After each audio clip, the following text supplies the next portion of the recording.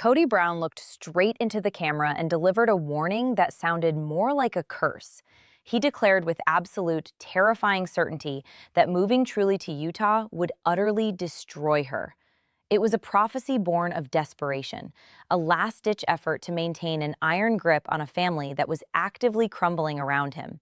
He painted a grim picture of a fractured teenager, torn from her supposed idyllic life in the dusty, barren expanse of Flagstaff, doomed to a life of misery in a state he had come to despise. But reality is a cruel mirror for a narcissist. Instead of withering away as her biological father predicted, Truly Brown experienced a massive, undeniable glow-up. The sullen, withdrawn child who used to shrink into the background of Kody's chaotic, stress-filled household suddenly blossomed. She emerged looking happier, healthier, and infinitely more vibrant than she ever did under the suffocating cloud of Kody's Arizona compound. Before we dive deeper into Kody's ultimate humiliation and the stepdad threat that shattered his patriarchal delusion, make sure you hit that like button and subscribe to Jenny Exposes right now.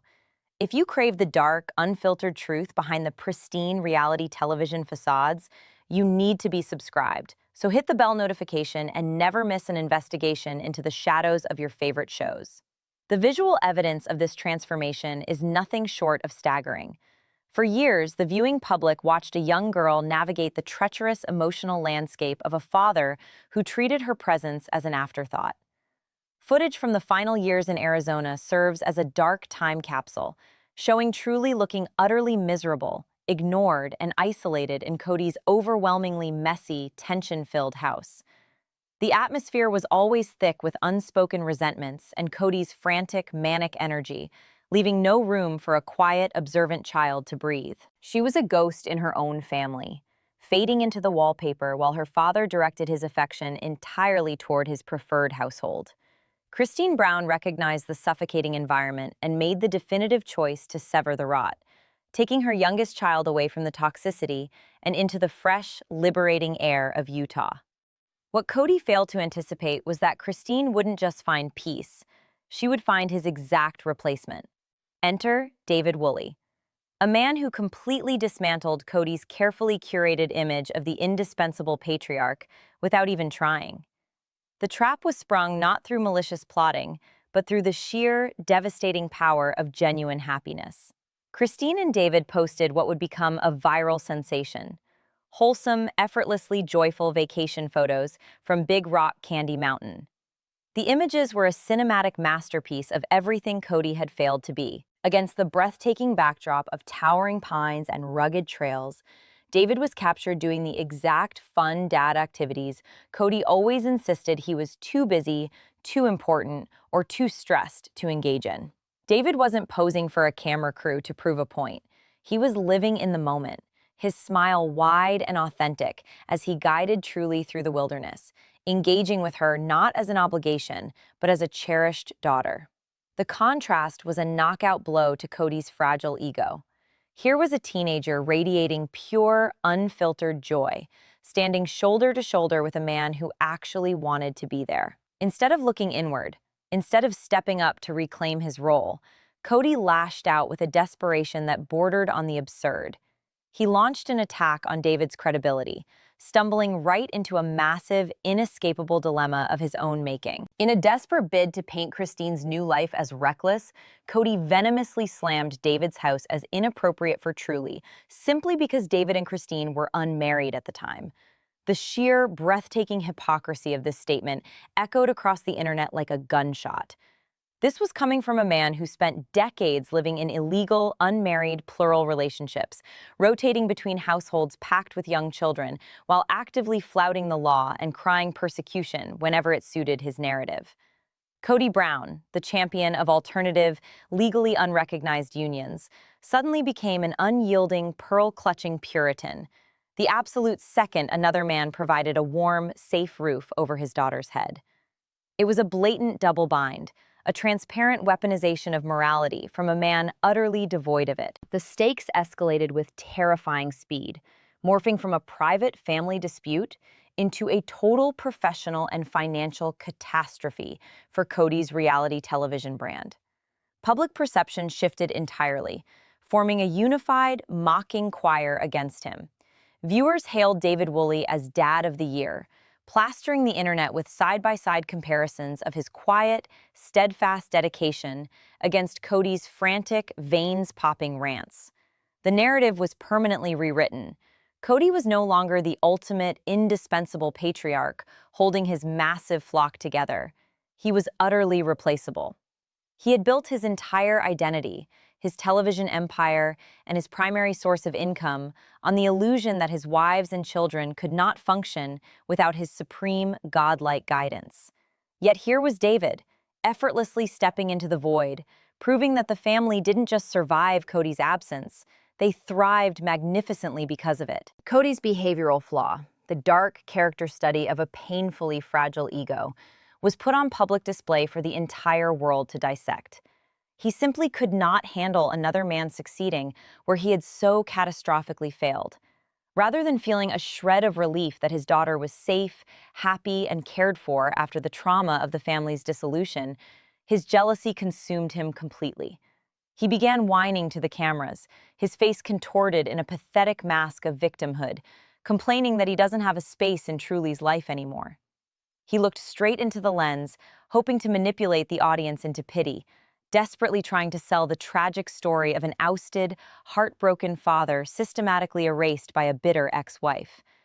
But the audience saw right through the theatrical performance. He was mocked mercilessly in the comments section of every video, every article, and every social media post. Thousands of voices reminded him of the decade he spent ignoring Truly, the times he left her behind during crucial developmental milestones, and the severe emotional starvation he inflicted upon her while prioritizing Robin's children. The failed emotional appeal only highlighted his gross inauthenticity, solidifying his status as the villain of his own story. It all boils down to a sickening thematic hypocrisy, the absolute core moral failure of Kody Brown. He demands unquestioning loyalty, immediate obedience, and profound respect from a child he treated as an inconvenience for 10 years. He expects the grand title of father without doing a single fraction of the heavy emotional lifting. And the absolute second Truly finds a healthy, attentive father figure who actually listens to her fears and dreams, Kody throws a bitter, destructive tantrum. The reality check is absolute and unforgiving. Truly is emotionally choosing David. She is gravitating towards safety, warmth, and genuine, undivided interest, leaving Kody totally cut off and utterly isolated in his sprawling, empty mansion. He realizes, in the cold, harsh light of day, that he has been outclassed in every conceivable way.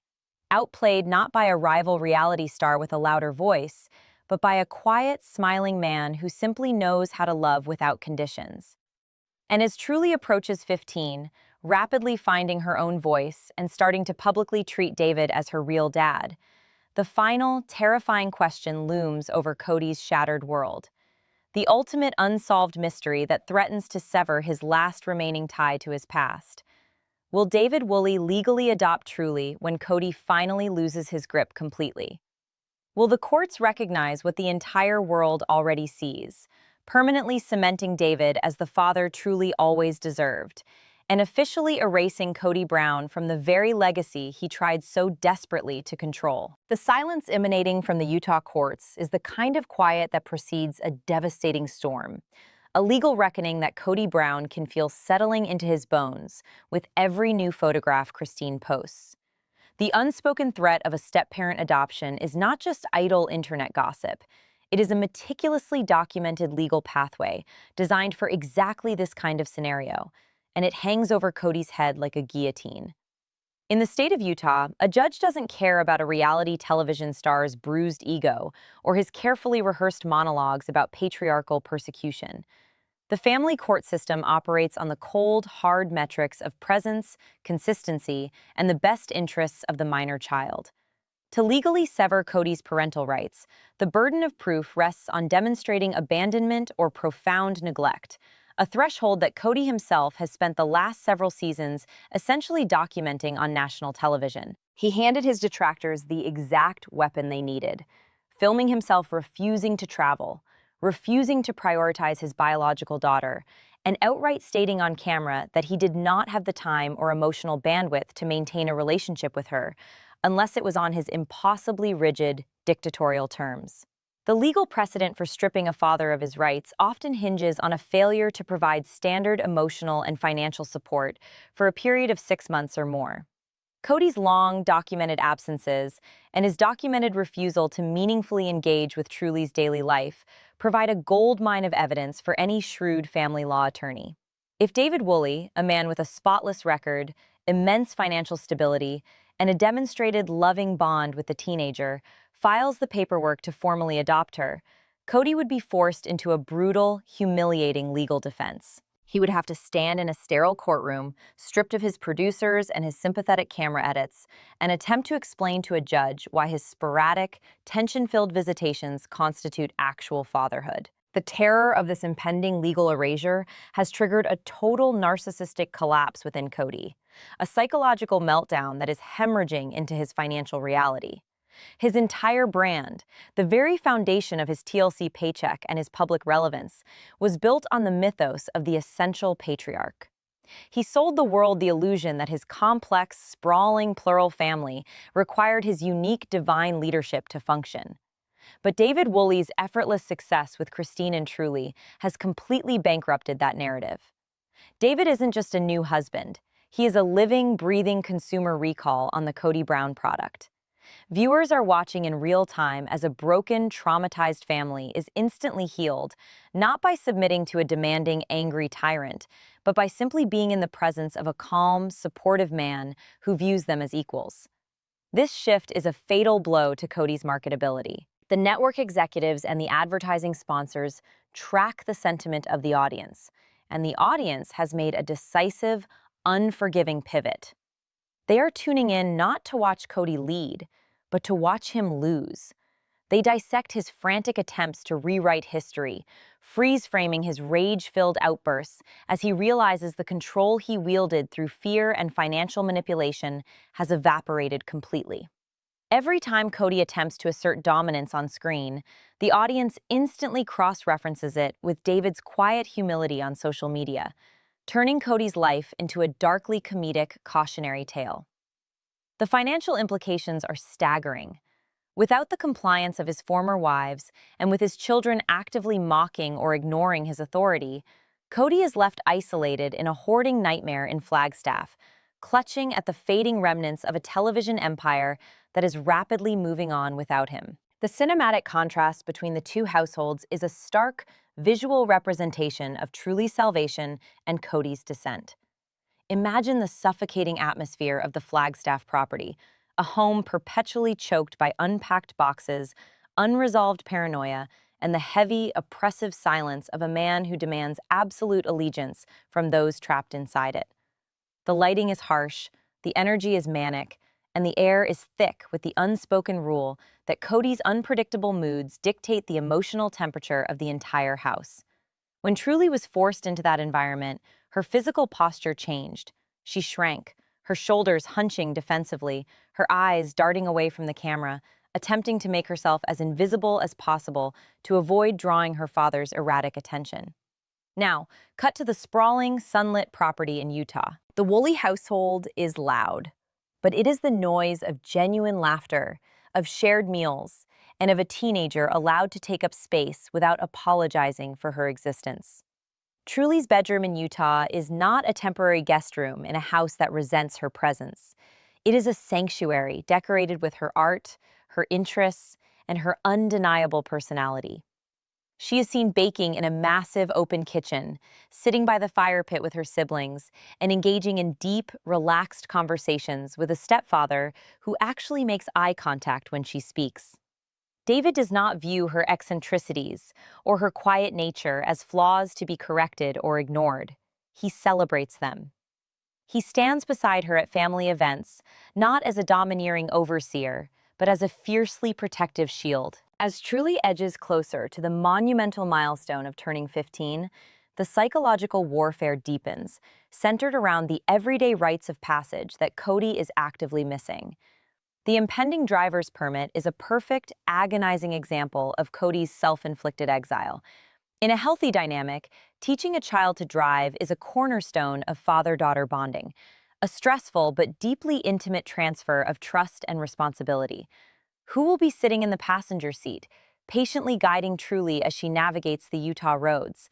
It will not be the man pacing furiously in Arizona, complaining to a camera crew that the distance is too far and the inconvenience too great. It will be David Woolley.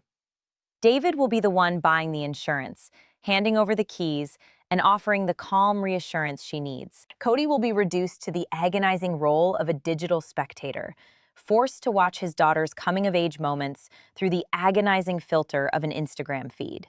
He will see the victorious photos of Truly holding her learner's permit, standing next to a beaming David, and he will know, with a sickening certainty, that he willingly surrendered these irreplaceable moments. Yet, unable to process his own immense guilt, Kody projects his failure outward, spinning a delusional narrative that these moments were aggressively stolen from him by a vindictive ex-wife. He weaponizes his own absence, trying to convince the world that he was pushed out, deliberately ignoring the glaring reality that the door was always open. He simply refused to walk through it because the path required him to put his child's needs above his own monstrous ego. This brings us to the ultimate hypocrisy of Kody's claim that he no longer has a space in Truly's life. It is a calculated, manipulative lie designed to mask his absolute refusal to adapt to a reality where he is not worshipped. Kody did not lose his space. He actively bulldozed it to make room for a new, entirely obedient household that demanded no accountability. He pushed Truly out of the emotional center of his world years before she ever packed a single box for Utah. He expects relationships to function like a light switch, demanding that his children overflow with adoration the second he decides to grace them with his presence, while completely ignoring the years of darkness he left them in. But teenagers are fiercely observant, and Truly possesses a sharp, analytical mind that sees right through the facade. She has witnessed the blatant favoritism, the terrifying screaming matches, and the way her father treated her mother with callous, unforgiving cruelty. You cannot demand respect from a child whose mother you have systematically destroyed. David, conversely, entered the picture offering the exact opposite of everything Kody represents. He offered stability without demands, love without an accompanying invoice of loyalty, and most importantly, he treated Christine like a queen, modeling for Truly exactly what a healthy, respectful partnership looks like. By simply being decent, David Woolley became a monumental, undeniable threat. He didn't have to launch a smear campaign against Kody. He just had to show up, be kind, and let the overwhelming toxic contrast do the rest of the work. Kody's patriarchal delusion is shattering not under the weight of a complex conspiracy, but under the simple, devastating truth that he is entirely unneeded, unfollowed, and unloved by the very people he claimed to rule. The timeline accelerates with a brutal, unforgiving momentum, pushing Kody Brown toward a psychological threshold he is entirely unequipped to cross. As Truly navigates her mid-teens, stepping firmly into the profound clarity that comes with turning 15, the power dynamic fundamentally and permanently shifts. In the eyes of family courts across the nation, and specifically within the jurisdiction of Utah, the articulated preference of a 15-year-old minor is not merely taken into consideration. It carries massive, undeniable weight.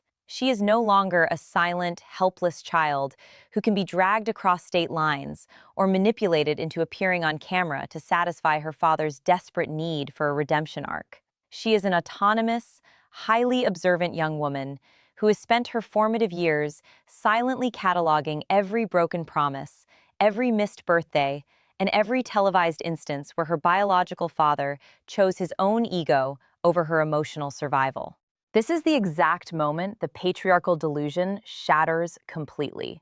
Not with a dramatic, screaming confrontation, but with the cold, silent finality of a teenager simply turning her back on the source of her pain. Imagine the agonizing reality check for Kody, sitting in the sprawling, cluttered confines of his Flagstaff compound, a house that has become a suffocating monument to his failures. He is reduced to a digital voyeur, frantically scrolling through social media feeds, searching for any scrap of validation, any sign that his biological daughter still views him as the ultimate authority. Instead, he is met with a relentless barrage of visual evidence proving his absolute obsolescence. The point of no return arrives in the form of a public declaration, a seemingly innocent social media post or a casual holiday photo, where Truly, publicly, effortlessly, refers to David Woolley in a manner that completely bypasses Kody's existence. It might be a heartfelt caption on Father's Day, deliberately ignoring the man in Arizona, or a spontaneous, joyful video where the title of Dad is bestowed not upon the man who provided genetic material, but upon the man who actually provides a safe harbor. For a diagnosed, textbook narcissist like Kody, this public shift is not just an insult, it is a fatal psychological injury. His megalomania cannot process a reality where he is not the center of the universe, and the realization that his daughter has organically and enthusiastically replaced him triggers the most humiliating meltdown of his entire public life. He cannot scream his way out of this corner. He cannot manipulate a producer into cutting away from the devastating truth. He is forced to swallow the bitter, jagged pill that he is entirely responsible for his own erasure. If Kody were to succumb to his rage and mount a legal defense against a potential step-parent adoption, the resulting courtroom battle would be an apocalyptic event for his already decimated public image. To fight David Woolley in a court of law would require Kody to undergo the terrifying, invasive process of legal discovery. He would have to open up his communication logs, his financial records, and his visitation history to the forensic scrutiny of a judge who does not care about TLC ratings.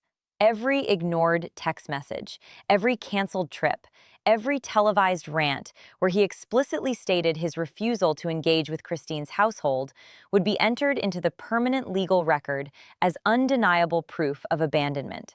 He would be forced to sit under oath and explain why he deemed it appropriate to withhold emotional affection from a minor child as a punishment for her mother's decision to leave a toxic, loveless marriage. The sheer terror of this exposure paralyzes him. He knows, with absolute, terrifying certainty, that he cannot win a battle based on facts, consistency, and genuine parental devotion. David Woolley holds all the cards without ever having to raise his voice. David's presence in Truly's life is a masterclass in quiet, steadfast reliability, a stark, glaring contrast to the frantic, performative chaos that Kody brings to every interaction. The tragedy of Kody Brown is that he fundamentally misunderstands the nature of respect and love.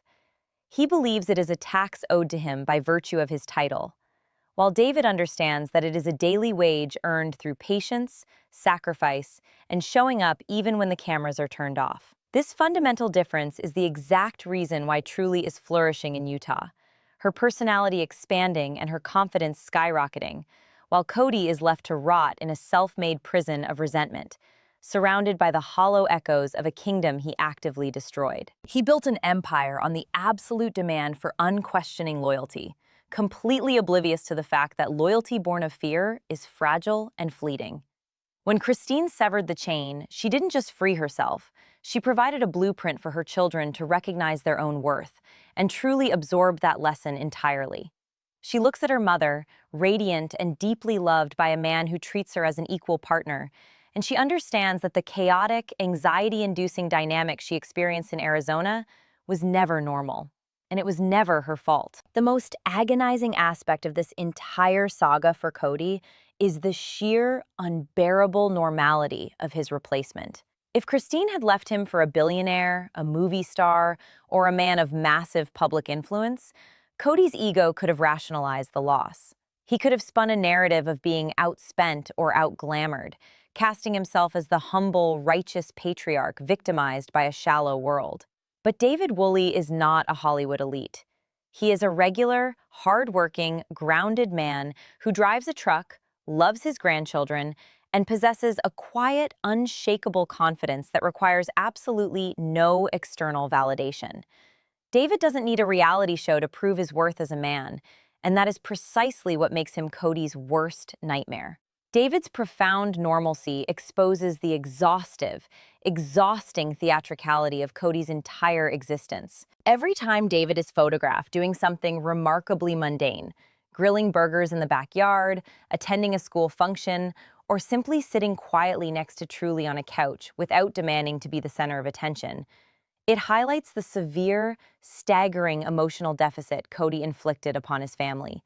The viewers see it, the extended family sees it, and most devastatingly, Truly sees it. She has experienced the profound healing power of a peaceful home, and there is absolutely no force on earth, legal or psychological, that will ever drag her back into the dark, churning vortex of her father's ego. Kody's ultimate meltdown is a silent, internal collapse, a terrifying realization that the cameras will eventually stop rolling, the audience will eventually move on, and he will be left standing utterly alone in the wreckage of a family he sacrificed on the altar of his own vanity. The legacy he leaves behind is not one of a great unifying patriarch, but of a cautionary tale, a dark reminder of what happens when a man loves his reflection more than he loves his own children. The story of Truly's glow-up and David Woolley's quiet triumph is the definitive, unarguable end of Kody Brown's reign, proving once and for all that true fatherhood is not a title you demand, but a sanctuary you build. If you made it this far into the dark, twisted psychology of reality television's most spectacular downfall, you know that this channel is the only place to get the unfiltered, unapologetic truth. Do not let the algorithm hide these deep dives from you. Smash that subscribe button right now. Hit the like button to push this investigation into the feeds of everyone who needs to see it, and sound off in the comments below. Tell me if you think David Woolley should officially adopt Truly and deliver the final, crushing blow to Kody's ego. I want to read every single one of your theories. This is Jenny Exposes, and I will be back with another brutal takedown of the reality TV elite before you even realize what hit you. Stay sharp, trust no one on your screen, and I will see you in the next video.